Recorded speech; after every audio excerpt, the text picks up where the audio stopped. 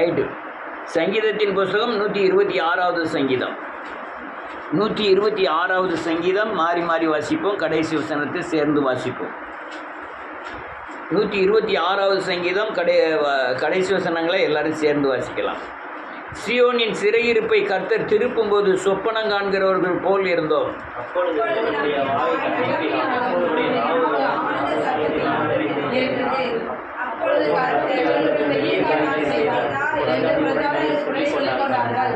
கர்த்தர் நமக்கு பெரிய காரியங்களை செய்தார். இது நிமித்தம் நாம் மகிழ்ந்திருக்கிறோம். கண்ணீரோடு விதைக்கிறவர்கள் கெம்பீரத்தோடு அறுப்பார்கள்.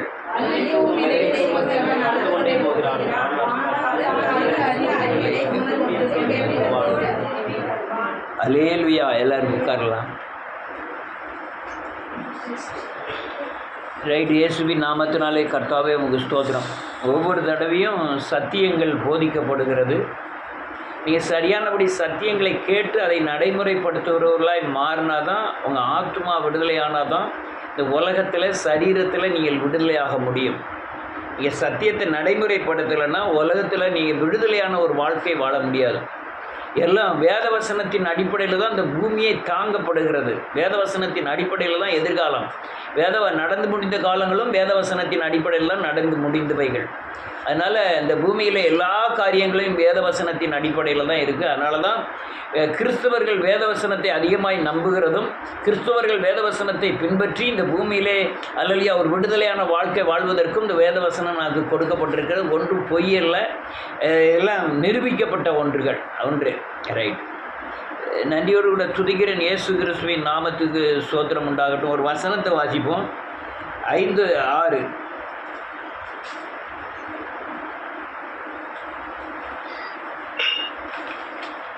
ஐந்தாவது வசனமும் 6வது வசனமும் வாசிப்போம்.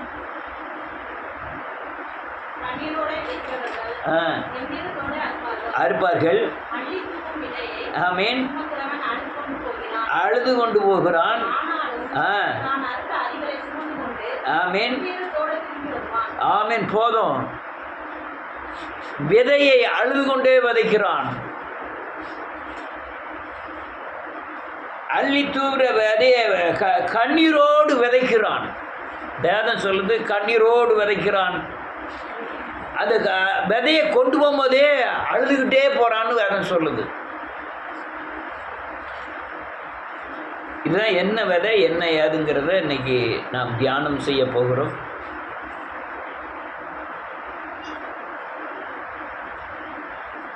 விதைகள் நன்றியோடு கூட துதிக்கிறேன் இயேசுவின் நாமத்தினாலே நம்ம அதாவது அல்லேலூயா நம்முடைய பழைய மனுஷனை விதைத்து விட்டு புதிய மனுஷனாகிய கிறிஸ்துவை தரித்து கொள்ளுவதே கிறிஸ்துவ ஜீவியம். நாம் ஒரு விதையை விதைத்தால் அது அழுகி அதில் உள்ள அல்லேலூயா மேல் தோலெல்லாம் அழுகி விலகின பிறகு அதில் உள்ள விதையில் உள்ள முளை எழும்பி பெரிய மரமாக மாறக்கூடிய முளைத்து எழும்பும். ஆனால் நன்றியோடு கூட துதிக்கிறேன். அது நன்றியோடு கூட பழைய மனுஷன் செத்தாலுடைய புதிய மனுஷனாகிய கிறிஸ்துவை நீங்கள் தரித்து கொள்வது இல்லை. அப்போ பழைய மனுஷன் மரணத்துக்கு ஏற்ற மனுஷன், புதிய மனுஷன் ஜீவனுக்கேற்ற மனுஷன். இது மனுஷன் இதெல்லாம் புரியுதா? நான் சொல்றது புரியுதா? புரியாம நீங்க வீட்டில் இருந்துடக்கூடாது. பழைய மனுஷன் இந்த பூமிக்குரிய மனுஷன், புதிய மனுஷன் விண்ணுக்குரிய மனுஷன். நாம் பழைய மனுஷனை களைந்து போட்டு புதிய மனுஷனாகிய கிறிஸ்துவை தரித்து கொண்டு அந்த ஜீவனாகிய கிறிஸ்து நமக்கு பரிபூர்ணப்பட வேண்டும். இந்த பரிபூர்ணப்படுவதற்காக இந்த பூமியிலே நாம் விதைப்பதற்காக அல்லது பழைய மனுஷனாகிய அந்த கிரியைகள் அழியும்படியாய் அல்லேலூயா நாம் பிரயாசப்படுகிறோம். நிறைய பிரயாசப்படுகிறோம். நம்மளால் அல்லேலூயா அந்த பூமியில் கிறிஸ்துவ ஜீவியம் நடத்துவதற்கு தடை பண்ணுவது நம்முடைய பழைய மனுஷன். அது பூமி அல்லேலூயா நாம் விதைக்கப்பட வேண்டும். இந்த பூமியில் விதைக்கப்பட வேண்டும்.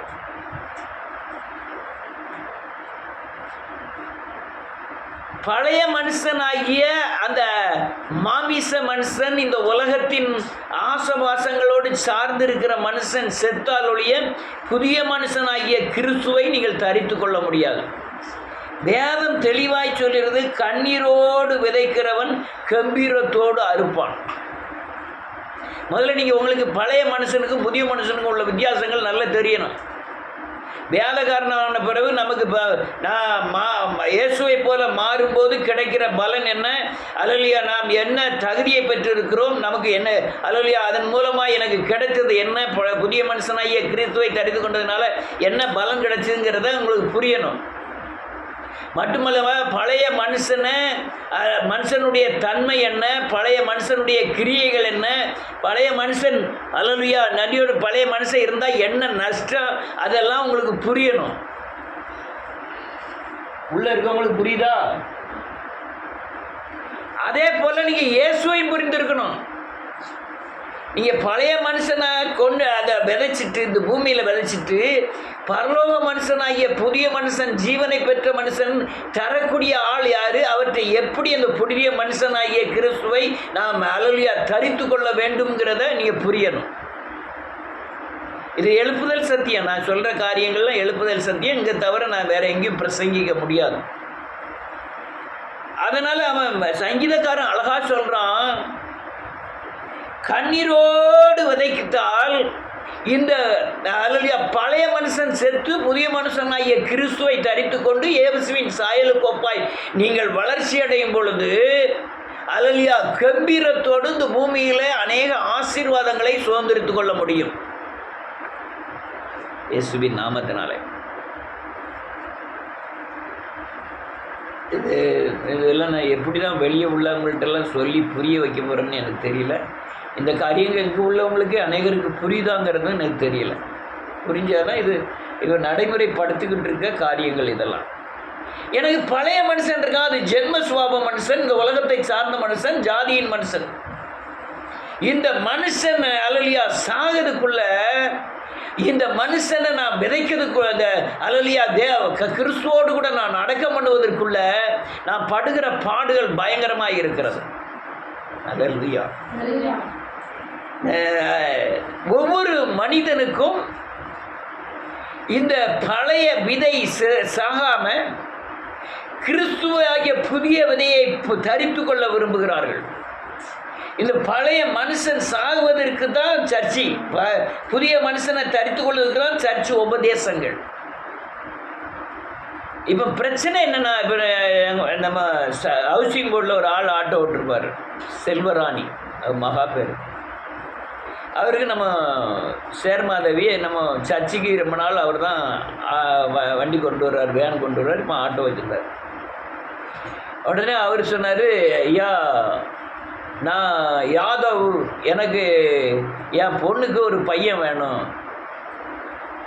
அழகாக பார்த்துடலாமே, நம்ம இடைக்காலில் இப்போ நான் இங்கே கொடுத்து விட்டுட்டா நம்ம அடிக்கடி அவரை பார்த்துக்கலாம் பேசிக்கலாம்னு நினச்சிட்டு இங்கே நான் யாரையாவது பார்த்து கெட்டி வச்சதுக்கு ஏற்பாடு பண்ணணும்னு நினச்சேன். அந்த பிள்ளை கொஞ்சம் சுவாபம் இதான பிள்ளை, நல்ல அதே பொண்ணு, அதே அதுக்கு உண்டான மாப்பிள்ளை வேணும்னாரு. சரி பார்த்துருவோம், நான் 2-3 பேர் எனக்கு தெரியும், நாங்கள் சொல்லி ரெடி பண்ணுவோம் அப்படின்னு. அவர் சொன்ன காரியம் இருக்க, எங்கள் பிரிவில் தமிழ்நாட்டிலே ரொம்ப குறைவாக இருக்காங்க, அந்த பிரிவில் உள்ள மாப்பிள்ளை தான் வேணும், வேற எந்த பிரிவும் உள்ளே வந்துடக்கூடாது. ஐயா நம்பியார், கோனார் இதெல்லாம் வேண்டாமா? இல்லை, அது என்ன ஒரு பிரிவு, அது கூட எனக்கு மனசில் ஞாபகம் இல்லை. அந்த பிரிவு தான் வேணுங்காரு. இப்போ கடைசியில் பிரச்சனை என்னென்னா, பத்தமடையில் அந்த பிரிவு இருக்கு, அந்த பத்தமடை ஊரில் போய் இந்த பிள்ளையோட படிப்பில் குறையா, பணத்தில் குறையா, அவன் படிக்காதவனே இருந்தாலும் நமக்கு என்ன பிரிவு வேண்டியிருக்கு?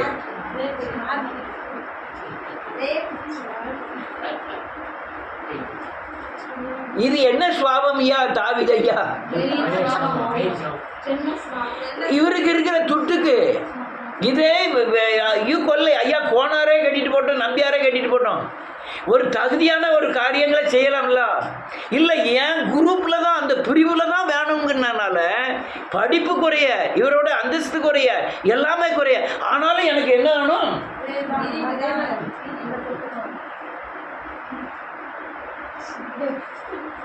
சேர்மதவியில் நான் இதெல்லாம் எங்கள் குரூப்பு உங்கள் குரூப்பு ஜாதியெல்லாம் சொல்ல காரணம் நீங்கள் ஜாதி இல்லாமல் இருக்கணும், உங்கள் பழைய மனுஷன் சாகலங்கிறதுக்கு தான் இதெல்லாம் சொல்லிட்டு வரேன்.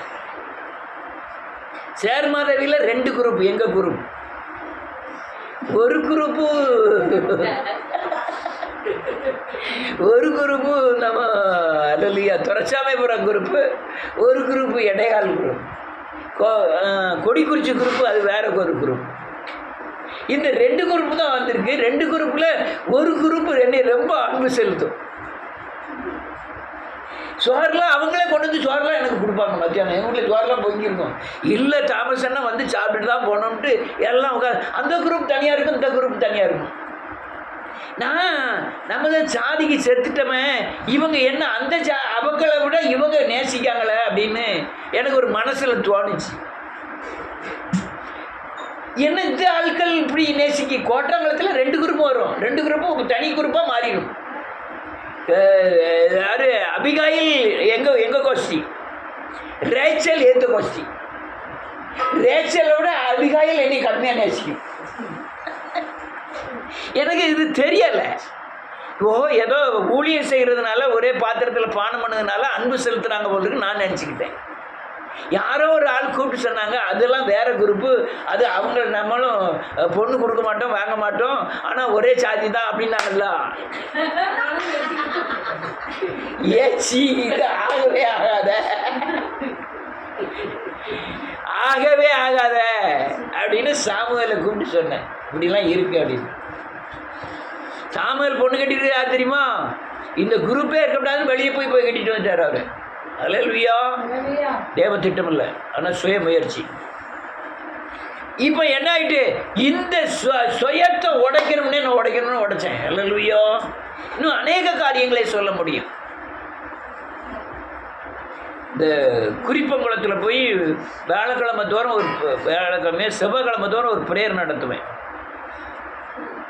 ஜான் அவர் வீடு, அவர் வந்து ஒரு டோபின்னா யாருன்னு தெரியுதா? அவர் வீட்டுக்கு போனோம்னா ஏகப்பட்ட அழுக்கு துணி மூட முடியாக கிடக்கும்.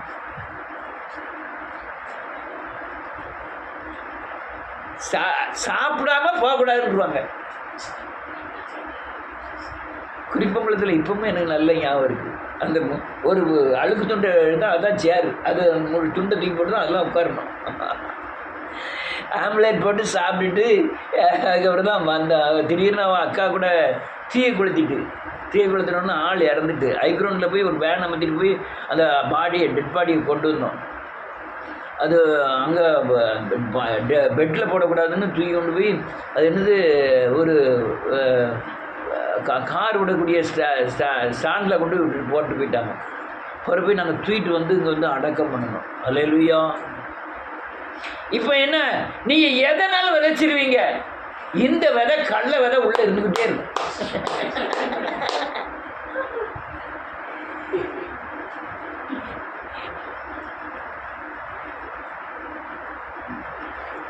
இது நீங்கள் கண்ணீரோடு இயேசுவோடு கூட நீங்கள் அடக்கம் பண்ணாத வரை இது உங்களை தொடர்ந்துக்கிட்டே இருக்கும். நான் இதெல்லாம் சாதாரண ஒரு ஜாதிங்கிற விதையை மட்டும் சொல்கிறேன். இது உங்களை பலவீனப்படுத்திக்கிட்டே இருக்கும். சத்தியத்தை உங்களுக்குள்ளே போக விடாது. இயேசுநாதர்கிட்ட முழு விடுதலையை அடைய விடாது. நீங்கள் தேவனை இன்னும் அறியக்கூடாதபடி தடை பண்ணும். இன்னும் அநேக பாவங்கள் இதன் மூலமாய் வருகிற பாவங்களை உங்களுக்கு தெரியக்கூடாதபடி ஆத்தும கண்கள் குருடாகும். நிறைய காரியங்கள் வந்துக்கிட்டே இருக்கும். அல்லேலூயா. இந்த சுவாபத்தை நீங்கள் அல்லேலூயா இயேசுவோடு கூட அடக்கம் பண்ணுவதற்கு கண்ணீர் வேணும். நான் தகுதி வேணும். அதை தகுதி இல்லை, புரிதல் வேணும். நான் என்ன காரியம் செஞ்சுக்கிட்டு இருக்கேன், நான் எங்கே போய்கிட்டு இருக்கேன், எனக்கு தேவை என்ன, இந்த அப்படி இல்லாதெல்லாம் உங்களுக்கு புரிதல் இருந்து அதனால் வருகிற தாக்குதல் என்னன்னு புரிந்து நீங்கள் தேவ சமூகத்தில் வச்சு நீங்கள் ஜெபம் பண்ணி வெளியே வர்றதுக்குள்ள பயங்கர கண்ணீர் வடிச்சே ஆகணும். சாதாரணமெல்லாம் போவாது. அதுதான் ஆண்டவர் சொன்னார், அது என்ன பிசாதான்? ஜாதி பிசாசு. உபவாசத்தினாலும் ஜபத்தினாலும் அன்றி அது உங்களை விட்டு என்ன செய்யாது, போகவே செய்யாது. இது மாதிரி பல காரியங்கள் சுவாபத்தின் அடிப்படையில் நம்ம எல்லாருக்குள்ளேயும் அங்கங்கே ஒளிஞ்சு கிடக்கு. இது போனால்தான் நீங்கள் ஆவிக்குரிய ஆசீர்வாதமாகிய பரிசுத்தம், நீதி, விசுவாசம், அல்லது அன்பு, கனிகளை நீங்கள் பெற முடியும். நீங்கள் அதை பெற்றாதான் தேவன் பாதுகாப்பு, தேவனிடத்திலிருந்து ஆசீர்வாதம், மகிமை, வல்லமை, அபிஷேகம் எல்லாம் பெற முடியும். ஆனால் பெறக்கூடாதபடி தடை பண்ணுகிற சக்தி இது. இதை நீங்கள் கண்ணீரோடு விதைக்கணும். அல்லேலூயா. அசுத்தத்தை விதைச்சிங்கன்னா பரிசுத்தம் கிடைக்கும். அவிசுவாசத்தை விதைச்சிங்கன்னா விசுவாசம் கிடைக்கும். அநீதியை விதைச்சிங்கன்னா உங்களுக்கு என்ன கிடைக்கும், நீதி கிடைக்கும். இந்த அநீதியை விதைக்க விடாதபடி ஒரு பெரிய ஆளுங்க ஒருத்தவங்களை மறைச்சிக்கிட்டு நிற்கும். இது என்ன, இதில் பெரிய தப்பா? நம்ம மனசுக்குள்ளே சொல்லலாம் பெரிய தப்பா. சில ஆள் பேசும்போதே கட்டாட்டலாம் அடிச்சு விழுந்து உழாகிட்டு இருக்கோம். அடுத்து மனசுக்குள்ளே என்ன நடக்கணும், இதெல்லாம் பெரிய தப்பா. ஒரு பொய் பேசுறது கொலைக்கு சமம். பொய்யெல்லாம் பெரிய தப்பா. யார் சொல்கிறா? இப்போ என்ன ஆகிட்டு, நம்ம என்ன நம்முடைய கண்ணீரோடு விதைக்கிறதுக்கு உண்டான ஆலோசனை தேவன்கிட்ட இருந்து பெற்று நமக்கு ஒரு காயப்படுத்தி நமக்கு ஒரு அடி கொடுத்து நம்ம சீர்படுத்த வைப்பார் கர்த்தர். அல்லேலூயா. நீங்கள் கண்ணீரோடு விதைச்சி இந்த பழைய சுவாபத்தை இயேசுவோடு கூட சிலுவையில் அறைய வேண்டும். இயேசுவோடு கூட அந்த பழைய மனுஷன் சாகணும். அவனை அல்லேலூயா ஞானஸ்தானம் என்ற அடிப்படையில் நம்ம இயேசுவோடு கூட அடக்கம் பண்ணினோம். இப்போ நம்ம இருக்கிறதையும் இயேசுவோடு கூட அடக்கம் பண்ணணும். அப்போ தான் நீங்கள் கம்பீரத்தோடு இந்த பூமியிலே வாழ முடியும். பழைய மனுஷன் இருக்கும் வரை அல்லேலூயா தேவன் தருகிற பயங்கரமான ஒரு சக்தின்னு சொல்லுவேன். அது ஒரு பெரிய வல்லமையை இந்த பூமியில் நீங்கள் அனுபவிக்க முடியாது. நீங்கள் இப்போ யானை போய் அடக்கப்பட்டதில்லை. ஆனால் நீங்கள் பூமியில் யாரும் தரக்கூடியாத சமாதானத்தை நீங்கள் அனுபவிக்க முடியாது.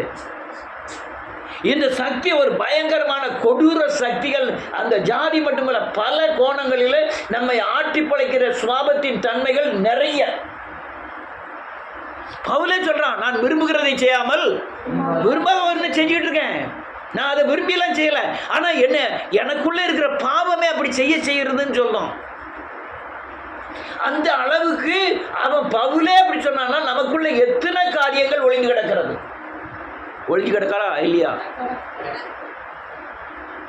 இந்த ஒளிந்து இருக்கிற இந்த சக்தியை நீங்க இயேசுவோடு கூட அங்க விதைக்கணும். அவரோடு கூட அடக்கம் பண்ணணும். இல்லைன்னா தேவனுடைய பூரண ஆசீர்வாதத்தை நீங்கள் பெறவே முடியாது. நீங்க தேவன் இன்னார், தேவன் எதுக்காக மரித்தார், எதுக்காக அடக்கம் பண்ணப்பட்டார், எதுக்காக உயிர்த்தார் அப்படின்னு தெரிஞ்சாதான் நீங்க அவரோடு கூட சிலுவையில் அறையப்பட்டு அவரோடு கூட அடக்கம் பண்ணப்பட்டு அவரோடு கூட உயிர் தெழுவீர்கள். எப்போ பார்த்தாலும் சிலுவை தான் போயிச்சுட்டு இருக்காங்க இல்லையா? சுவாபம் என்ன எங்கேருந்து வருது? அணுக்கள் இருந்து வருது. அது சுவாபம் நம்ம விரும்பிலாம் வர்றதில்லை. அது ஆட்டோமேட்டிக்காக நம்ம அவர் அந்த தப்பு செஞ்சார்னா நான் இந்த தப்பு செஞ்சாங்க, இவர் இன்னொரு தப்பு செய்கிறாரு. ஆனால் இதை உணர்த்துகிறவர் யார்? அதுதான் முக்கியம். அவர் இல்லாம உங்க தப்பு உங்களுக்கு தன் பிழைகளை உணர்கிறவன் யார்? மறைவான குற்றத்துக்கு என்ன செய்ய நீங்களாக்கும் மறைக்கப்பட்டிருக்கிற ஒரு பயங்கரமான சுவாபம். அது கள்ள விதை. அது விதைச்சாதான் ஆவிக்குரிய விதை முளைக்க ஆரம்பிக்கும். பாவத்துக்கு மறிக்கணும், நீதிக்கு என்ன செய்யணும்? பிழைக்கணும். அந்த பழைய மனுஷன் அப்போதான் நீங்க உங்களுக்கு கம்பீரம் உண்டாகும்.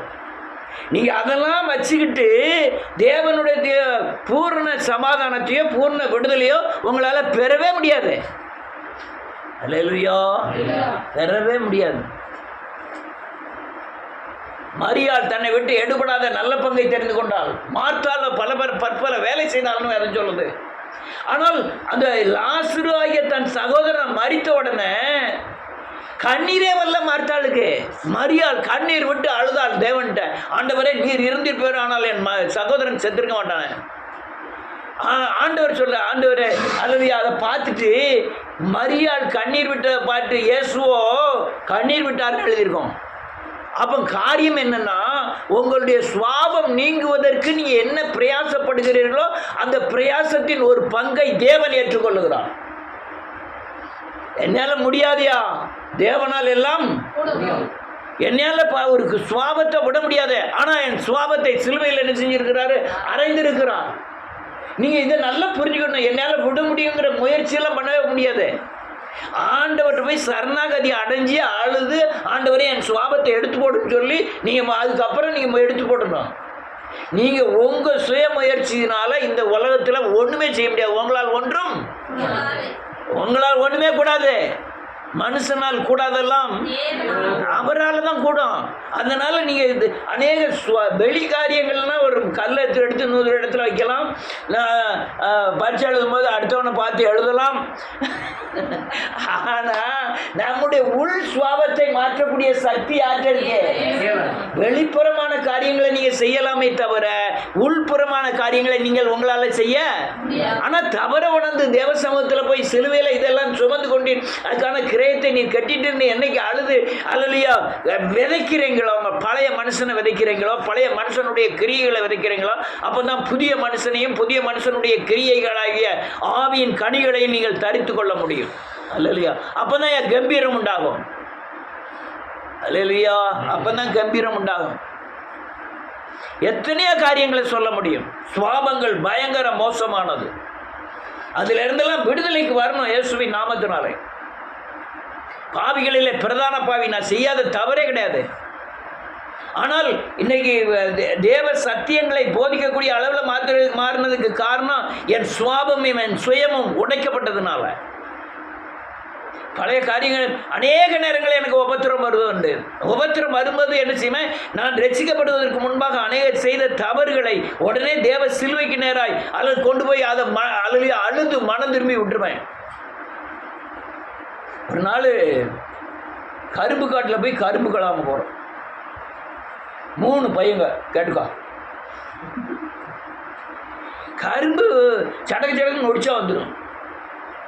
டக்கு டக்குன்னு நொடிச்சு ஆளுக்கு 10 கரும்பு 5 கரும்பு 4 கரும்புன்னு வச்சு கட்டியாச்சு. 3 பேர் தான் போனோம். அதுக்குள்ளே கரும்புக்காரன் அங்கே வந்துட்டான். தோட்டத்துக்காரன் என் கூட ஒருத்தன் வந்திருக்கவங்க, ஒருத்தன் மயில், ஒருத்தன் சிங்கம். மயில் ராவணன், இன்னொருத்தன் மாதிரி சிங்கத்துறை. அப்படி தான் கூப்பிடுவாங்க, மயில் சிங்கம்னு. உடனே அவன் சொன்னான், குட்டிப்பானே தோட்டத்துக்காரன் வந்துட்டாங்க, கல்லை கொண்டு எரிங்க என்ன அப்படிங்க. அவனை பார்த்து எனக்கு மனசே கேட்கல, என்ன ஆளை போய் எப்படி எரிய சொல்லு பாங்கண்ணா, உங்களுக்கு ஒன்றும் தெரியல அப்படின்ட்டு கல்லை எரிச்சாம்பாருன்னு வயிற்றுல ஒரு எரி வச்சான். அதேங்க அப்பான்ட்டு ஓடிட்டான். கரும்பை தூக்கிட்டு ஓடியே வந்தோம் பார்க்கணும். இப்போ அந்த இடத்துல ஸ்கார்டு அந்த காலேஜ் இருக்குது, அந்த கரும்பு போட்ட தோட்டத்துக்கு ஸ்கார்ட் காலேஜ் அதே இடத்துல தான் கட்டியிருக்காங்க. அடுத்தல வயக்காடு, அதுக்காட்டில் ரோடு, மெயின் ரோடு தாண்டினோடனே எங்கள் தோட்டம் இருந்தது. தோட்டத்தை கழிஞ்சோன்னா வாய்க்கா. உடனே நாங்கள் என்ன ஓடி வரோம். அங்கே ஒரு கார்காரன் க்ரீச்சுன்னு வந்து நிற்பாட்டான், காருக்குள்ளே விழுந்துடக்கூடாதுன்ட்டு. அங்கே உள்ளே பார்க்க சிவாஜி கணேசன் இருக்கான். அங்கே என்ன மன்னமன் மந்தானடின்னு ஒரு படத்தை மனைவி காரில் ஷூட் பண்ணிட்டு வரணுவான். ஏன் இந்த கார் கிடைக்காம ஏன் கார்லேயே வந்து விழுதானுங்க அவன் டிரைவர். போய் அங்கே போய் நின்று அங்கே ஒரு 4 பேர் ஒரு 4-5 மாட்டை மேய்ச்சிக்கிட்டு ஒருத்தன் இருக்கான். கூப்பிட்டு சொன்னான், ஏன்னா இவனை எவ்வளோ அடினாலும் அடிங்கண்ணே. சே அடிக்க மாட்டேங்க, பாட்டு கொண்டுட்டான்னு கூட அடி ஒன்றுமே செய்யலாம். அவன் சும்மா மாடு மேய்ச்சிக்கிட்டு இருந்தான். இது எங்கெல்லாம போகுது. சும்மா மாடு மேய்ச்சிக்கிட்டு ஐயா சாமி அடா சாமி அந்த சாமி அழுதான் ஆடுற கொண்டுட்டு ஆடுற. இவன் டான்னு ஆடுற. அவனுக்கும் ஏன் அடிக்காமனு தெரியாது, இவனுக்கும் ஏன் அடிக்கணும்னு தெரியாது. அடிச்சு போட்டுட்டு அடுத்து இதெல்லாம் எவ்வளோ கொடுமை, கொடுமையிலும் கொடுமை. அதெல்லாம் இந்த சுவாபம் மாறாததுக்கு ஒரு பயங்கரமான ஆதாரம். உங்களுக்குள்ள இருக்கிற சுவாபத்தை நீங்கள் மனம் திரும்பாவிட்டால் உங்கள் சுவாபம் உங்களை விட்டு என்ன இருக்கும், அதே எண்ணங்களும் கிரியைகளும் நமக்குள்ள இருக்கும். ஆவிக்குரிய முறையில் நீங்கள் வந்த பிறகு அந்த பழைய சுவாபம் உங்களுக்குள்ள கிரியை செஞ்சினா அவனை அடிக்கணும்னு தோணுமா தோணாதான்? அவனை அடி கொண்டு தாங்க. ஆனால் நீங்கள் அந்த அடித்ததுக்கு மனம் திரும்பி இருந்தீங்கன்னா அதே பிரச்சனை வரும்போது அடிக்கணும்னு தோணாது. ஆண்டவரே இவர்களை பிதாவே செய்வதில் அறியாமல் என்ன செஞ்சிட்டு இருக்காங்க, செய்கிறாங்க. இந்த காரியங்கள் உங்களுக்குள்ள கம்பீரத்தை உண்டு பண்ணும். அல்லேலூயா, கம்பீரத்தை உண்டு பண்ணும். அதனால நீங்க தேவ சமூகத்தில் தன்னை தாழ்த்தி பழைய மனுஷனை விதைத்து புதிய மனுஷனாகிய கிறிஸ்துவை தரித்து கொள்ளக்கூடிய பலன் வேண்டும். அல்லேலூயா. இந்த ஆகார குறித்து வாசிக்கும் போது ரொம்ப இதாக இருக்கும், ரொம்ப சங்கடமாக இருக்கும். ஆகார் எகிப்தில் உள்ளவ தான். அந்த பையனுடைய நிலைமை பயங்கர மோசம், ஆகாருடைய நிலைமை அதோட மோசம். எப்படி நல்ல கேட்கணும், வேலைக்காரியாக வந்தான், ராணி ஆகிட்டான். எப்படி இருக்கும்? ராணி ஆனா மட்டுமல்ல, ராணியவே எதிர்த்து பேசுகிறான். அற்பமாக நினைக்க யார? சாரால அற்பமாக நினைக்கிறான். இருக்கிற 318 பேரும் சாராளுக்கு எவ்வளவு கணம் கொடுக்குறாங்களோ அதே கணம் யாருக்கு கொடுக்காங்க? ஆகாரு. யாருன்னு கேட்டா அவன் வயிற்றுல பிறக்க போற பிள்ளை அந்த 318 பேரும் ஆள போதுன்னு எல்லாரும் அவளுக்கும் கணம் கொடுக்குறாங்க. யார? வேலைக்காரியா இருந்தவ, யார? அடிமையா இருந்தவ. எங்க? அல்லது எகிப்து ராஜாட்ட அடிமையா இருந்தவ. இவளுக்கு கம்பீரமாயிட்டா, நம்ம பிறக்க போறது, ஒரு பிள்ளை பிறக்க போகுது, அவன் தான் இவ்வளவு பெரிய ஆளுகை செய்வோம். ஏகப்பட்ட சொத்து, சொத்துகளுக்கு அளவே கிடையாது. செல்வ யாரு? ஆபிரகாம். அந்த செல்வ சீமானுக்கு வீட்டில் இவன் மனைவி. அவ சாராளுக்கு 90 வயசு ஆயிட்டு, இன்னும் எங்க குழந்தை பிறகு அவ்வளோ ஒரு வாரத்தில் உட்கார வேண்டியதான். இனிமேல் ராணி யார் நினைப்பார்? சாராளு 90 வயசு ஆகிட்டு எப்படி பிள்ளை பிறக்கணும்? அப்போ நம்ம தான் ஒரு பயங்கரமான இது வந்துடும். அல்லேலூயா. பிள்ளை பிறக்கு வளர்க்க ஆரம்பிக்கா. திடீர்னு அவளும் குழந்தை உண்டாயிருந்தான். குழந்தை உண்டானோன்னு அவளுக்கு குழந்தை பிறந்து பால் மறக்க வரையும் இவன் இஸ்மவேல் அங்கே இருக்கான். அந்த பிள்ளைய அற்பமாக நினச்சி கேலி பண்ணுவான். யார? அல்லேலூயா. இஸ்மவேல் யார? ஈசாக்க. அந்த அளவுக்கு கேலி பண்ணுவான். உடனே டக்குன்னு ஆண்டவர் பேசிட்டாரு சாராள் மூலமாக, நீ போச்சொல்லுன்ட்டு. உடனே வனாந்திரத்தில் இவன் மட்டும் பொண்ணு பார்க்க போதுக்கு 9 ஒட்டகத்தில் பொண்ணு வெள்ளி மாற்று வசம்லாம் கொடுத்து விடுறான். யாரு? ஆபிரகாம். ஈசாக்குக்கு கொடுத்து விடுறான். இதே ஆபிரகாம் அல்லேலூயா அந்த மனைவிக்கு என்ன கொடுத்து விட்டான் தெரியுமா? கொடுத்து விட்டான் ஒன்று, துருத்தியில தண்ணி மாத்திரம். எவ்வளவு கோடீஸ்வரன், ஒண்ணுமே கொடுத்து விடல. இவனுடைய இஸ்மாயிலோட நிலைமை 15 வயசு. அவனுடைய நிலைமை என்ன இருக்கும்? ஐயோ, எங்க தாப்பா வீட்டில் ஏகப்பட்ட சொத்து இருந்தது. அவளை எங்க அம்மாவை கட்டினா ஒரு குழந்தை பிறந்த ஒரு நடு ரோட்டில் விட்டானே. ஆமே. யார? ஆகார. நடு காட்டில் போய் போனால் தண்ணியை குடிச்சு தண்ணி துருச்சி என்ன செஞ்சுட்டு காலி ஆகிட்டு 2 பேருக்கு தண்ணி தவிக்கி சூர் வனாந்தரம். எங்கே பார்த்தாலும் மணல், எங்கே பார்த்தாலும் ஒரு மரம் கிடையாது. தண்ணி பயங்கரமான தாகம். பிள்ளை சாக போகுது. என்ன நிலைமையில் இருக்கும்? உடனே தேவனை நோக்கி அழுதா. அல்லேலூயா. அழுதா. அவன் நிலைமை யாருக்கும் வரக்கூடாது. எங்கே கொண்டு வச்சு எங்கே போகிறாங்க? அடிமையாக இருந்து பெரிய ராணியாகி இப்போ நடு ரோட்டுக்கு வந்துட்டான். அழுத உடனே இவன் ஆகாருடைய அழுகையை தேவன் கேட்கல. பிள்ளையின் அழுகையின் சத்தத்தை தேவன் கேட்டார். அல்லேலூயா. என்ன அர்த்தம் தெரியுமா? ஆகார் என்ன அழுதா? ஆண்டவரே, நான் செஞ்சது தப்பு, நான் அவர்கிட்ட இணங்கி போயிருக்கணும், அவளை அற்பமா நினைச்சது தவறு அப்படின்ட்டு அல்லேலூயா அழுதான். தேவன் அந்த சத்தத்தை கேட்டு அந்த அல்லேலூயா தன் பிழையை உணர்ந்து அறிக்கை செய்தபடினாலே அவர் அந்த தண்ணி இல்லாத இடத்துல ஒரு ஊற்றை ஏற்படுத்தினார் கர்த்தர். அல்லேலூயா. இதெல்லாம் நீங்க வேதத்தில் வாசிக்கலாம். கம்பீரமா இருக்கும் அந்த ஊற்று. இன்னைக்கு வரை இருக்கு. அன்னைக்கு திறந்த ஊற்று இன்னைக்கு வரையும் இஸ்லாமியர் கையில் இருக்கு. அந்த ஊற்று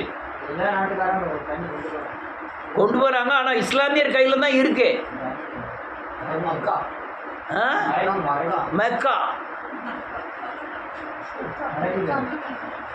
மெக்கால இருக்கு. அந்த தண்ணி தான் இன்னும் கொடுத்துட்டு இருக்காங்க. அப்ப என்ன அர்த்தம்? இன்னைக்கும் அது ஆகார் ஊற்று. இன்னைக்கு அது வர காரணம் என்ன? அல்லேலூயா. தன்னை தாழ்த்தினாள். ஆண்டவரே, நான் சாராயிட்ட நடந்துகிட்ட முறைகள் தவறு. என்னைக்கு தாழ்த்துறோம்? பழைய மனுஷன் நீங்க கலைந்து போடாத வரை புதிய மனுஷன் என்ன செய்ய முடியாது, தரிக்க முடியாது. புதிய மனுஷன் கம்பீரம் உள்ளவன், பழைய மனுஷன் பலவீனமானவன். அல்லேலூயா. பழைய மனுஷன் மாம்சத்துக்குரியவன், புதிய மனுஷன் ஆவிக்குரியவன். அதனால ஆவிக்குரியவன் தான் மாம்சத்திற்குரியவனை என்ன செய்ய முடியும்? ஆளுகை செய்ய முடியும். அதனால இந்த பழைய மனுஷனை விதைக்கிறதுக்கு அல்லையா கண்ணீரோட தான் விதைக்கணும். மீன் அவன் கூட இருந்துட்டு போக மாட்டாம்மா. எவ்வளோ புதடியை பிடிச்சி நீ பொய்யே நீ போடா வெளியே போடானாலும் என்ன செய்ய மாட்டான். போன மாதிரி நடிக்கலாம் செய்வான். போயிட்டு 2 நாள் கழிச்சு என்ன செஞ்சிருவான். சமய சூழ்நிலைகள் வரும்போது ஆட்டோமேட்டிக்காக நமக்குள்ளே வந்து நுழைஞ்சிருவான். அது ரொம்ப சங்கடம். அதை அழிக்கணும். அந்த மனுஷனை அழிச்சாதான் புதிய மனுஷனை நீங்கள் தரித்து கொள்ள முடியும். வாசிக்கலாம் 5:6.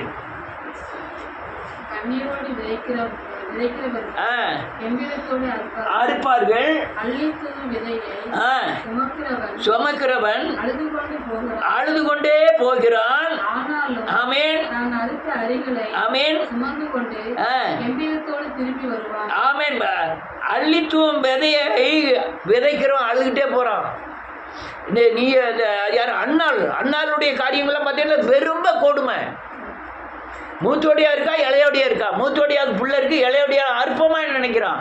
புருஷன் போய் சொல்லலாம் என்னது 10 பிள்ளைகளை பார்க்கலாம் நான் மேன்மை உள்ளவங்களா அப்படின்னு ரொம்ப அன்பு செலுத்த தான் செய்யலாம். ஆனால் அவன் அழுதான்.